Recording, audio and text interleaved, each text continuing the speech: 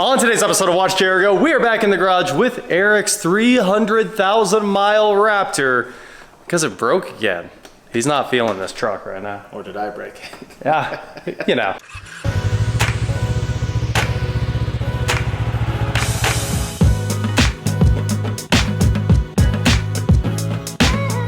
What is going on, guys? I am WatchJRGo, and today, like I said, we are back in the shop with Eric's truck because things have gone very wrong. So for a long time now, though, this isn't exactly a new issue. For a long time, you've had a problem with that door, right? It doesn't lock, yeah. Yeah, so it wasn't locking, and then you went in there the other day because the lights were suddenly staying on. All the cabin lights wouldn't shut off anymore. It was always saying this door was open. Actually, you can see it's doing it right now. It's we need to go in there and replace that other I know. third brake light. I'm afraid to take it off. Oh, it might shatter. That's what I was like, and I looked them up. I have not been able to find one.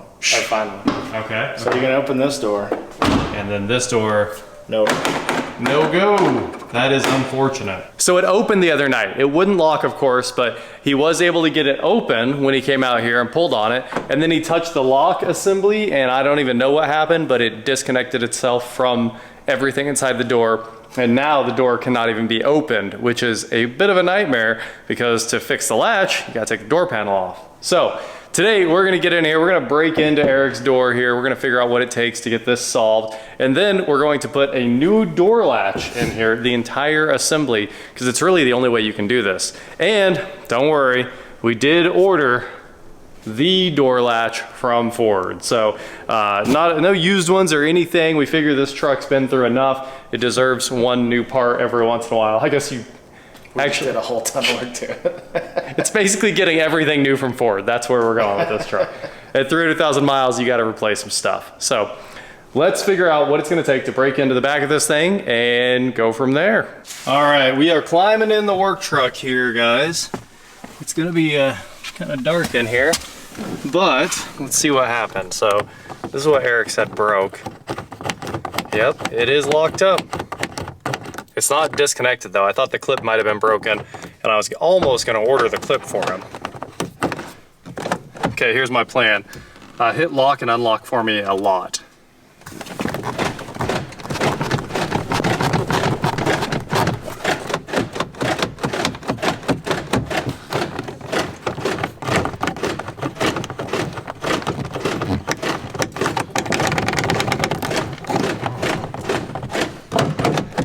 Nothing. Can you push where the latch is? Put a little bit of a push in it for me. Right back here, out on the outside of the door, kind of just push in and I'll see if...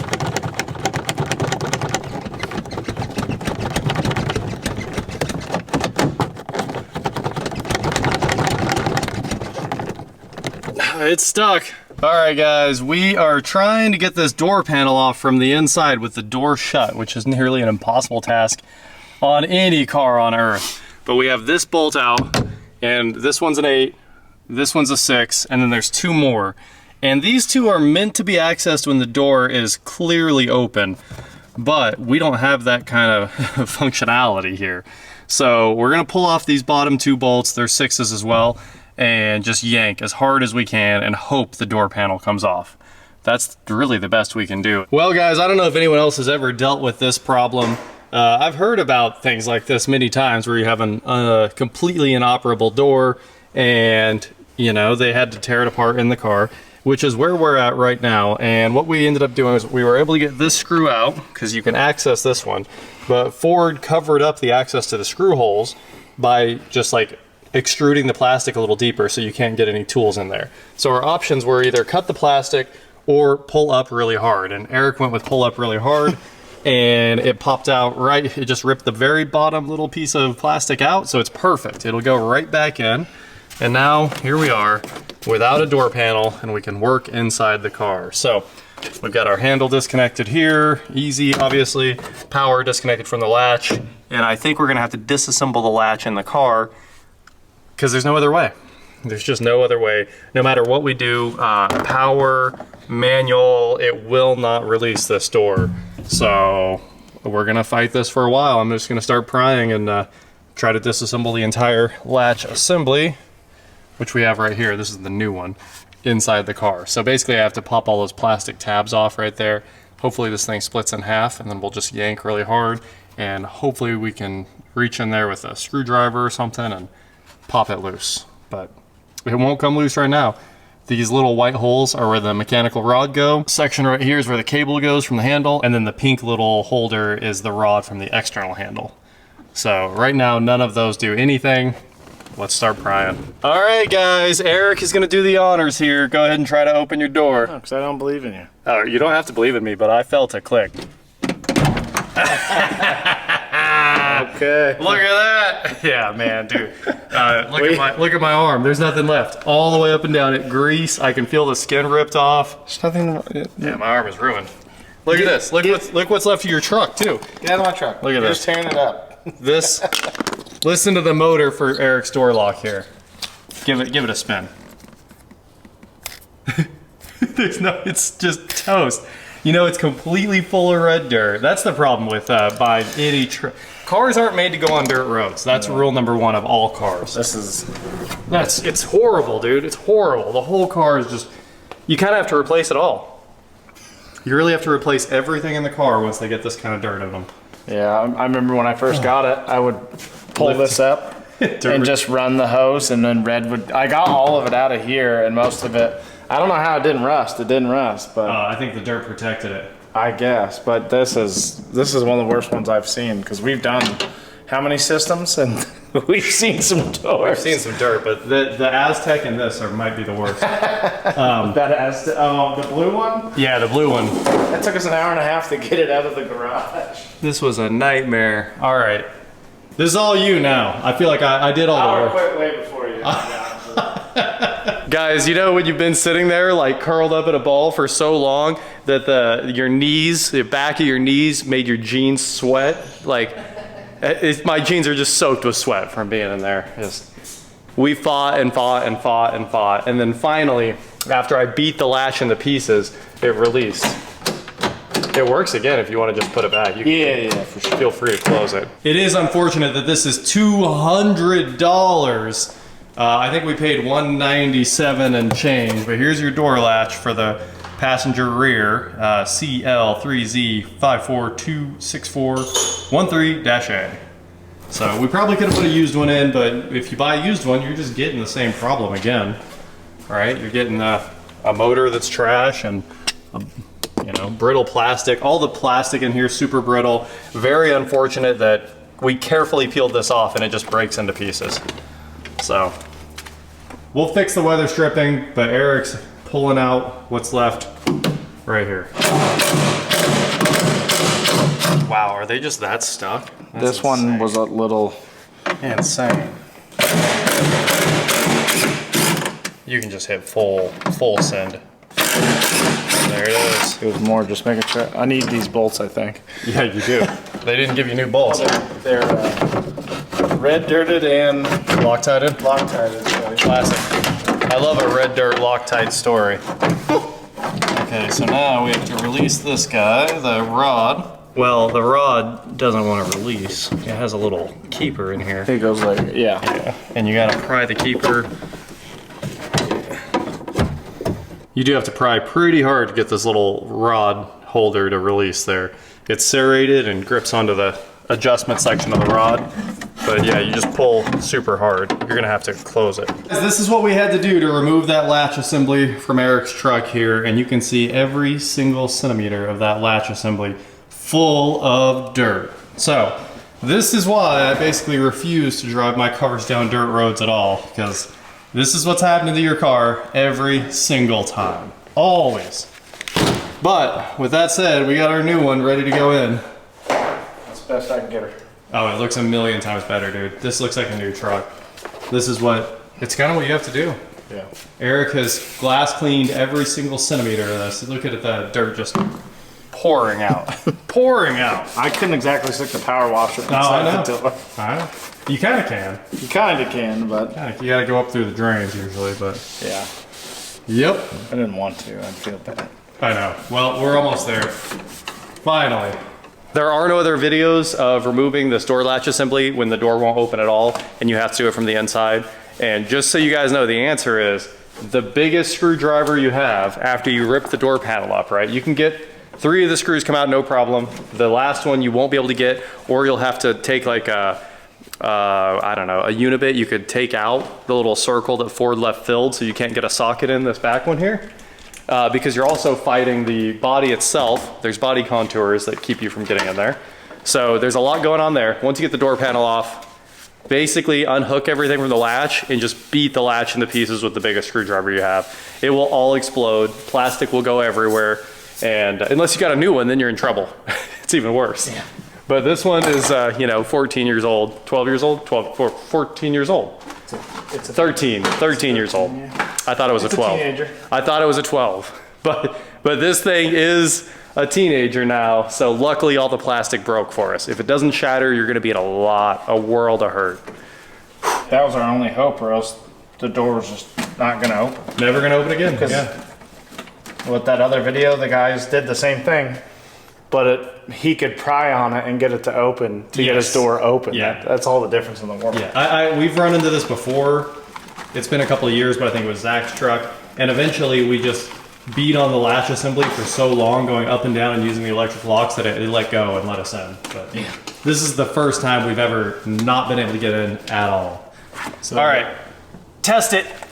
New latch is in. It's pretty easy to change it once you get all this done. You really want to do this twice? Oh man, at least I can crawl out the other door. That's a no. Okay, closing. All clear. All right. Try it. Okay, wait. Now shut it and let's try electronic. Okay, I was like. Okay, lock and unlock. Huh. Doesn't move. But the latch assembly works. So now I think you have another problem to fight here. First, sometimes, you know, we've run into this before where there wasn't actually a problem. It just wanted a bunch of time to reset. Mm-hmm. So maybe we need to run it through the 30-minute timer where it thinks the doors are closed. But I'm gonna do this and go ahead and lock and unlock. Well, unlock, lock. Oh, do it again. It's trying. Keep going.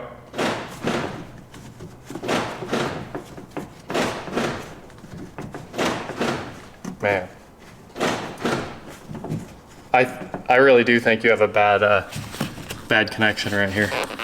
Woo-wee, guys, look at that. It is a million times better.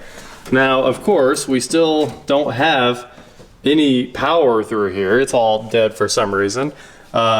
We got it to like sort of run for a second there, and the window works fine and the speaker works, but the lock wires themselves have given up. So when I wiggled this around, we heard it connect for a second and start moving, and then it quit again. So it's getting a door harness. The door harness is only $40, and all new weather stripping is $40. So Eric said order them both. So we're gonna get both of those from Ford, and then we'll finish putting this thing back together, and it should be back on the road for quite a while. I'm gonna take some Shin-Etsu grease and lube up his window tracks too, so the windows run a little better.